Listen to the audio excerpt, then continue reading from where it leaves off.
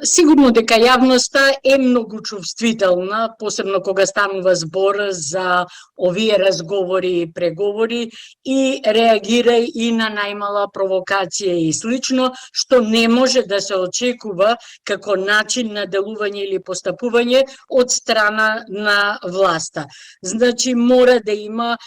одредена селекција на што и како ќе се реагира. Не може на секој изблив, на некој радикал и слично во Бугарија или некои портали и медиуми да се реагира, меѓутоа дефинитивно секогаш кога постои реакција од страна на Бугарија, од страна на официјални личности, луѓе кои што се на одредени функции или во Европарламентот, дефинитивно од страна на Македонија би требало да се реагира, односно би требало да се посочи доколку постои несоодветен јазик или несоодветно лиферување на одредени податоци.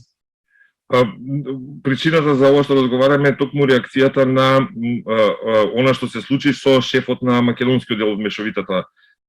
комисија господинот Ѓеоргиев, дека двете министерства заеднички реагираа на определени негови ставови во врска со работата на историската комисија, кои од страна на политичарите беа оценети како мешање во политиката. Дали треба толку да биде строго и зошто тој однос не е насочен и кон бугарскиот дел од комисијата, бидејќи таму гледаме дека доаѓаат определени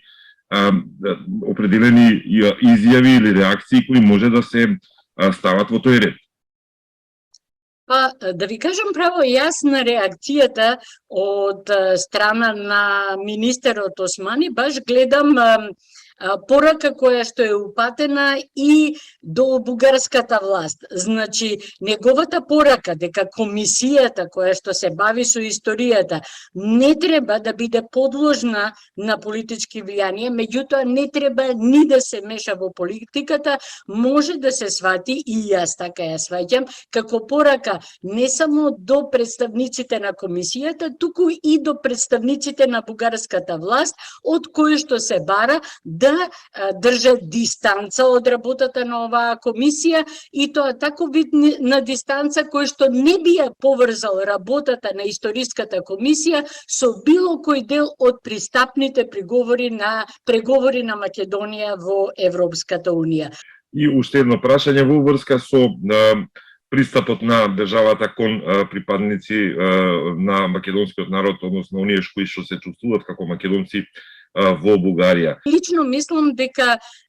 нашата држава е можеби малку премека во однос на ова прашање, односно има две отворени линии во моментов по кои што може да се реагира. Првата е отворената врата која што ја отвори самата Бугарија за разговор за припадниците на малцинствата на другата држава на територија на Бугарија, односно на Македонија. Значи, имаме тука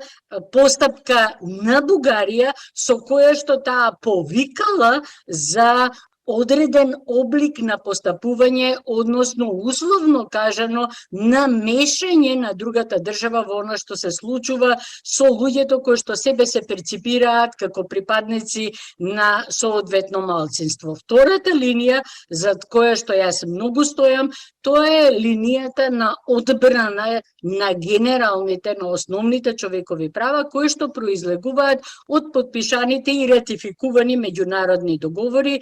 конкретно во случајов конвенцијата, рамковната конвенција за заштита на националните малцинства, која што е ратификувана и од страна на Република Северна Македонија и од страна на Република Бугарија, и за која што може да бараат спроведување на истата пред соодветните органи на Советот на Европа, и едната и другата држава што никако не може да се смета за мешање во внатрешните работи, бидејќи представува дел од барањето за почитување на основните човекови права.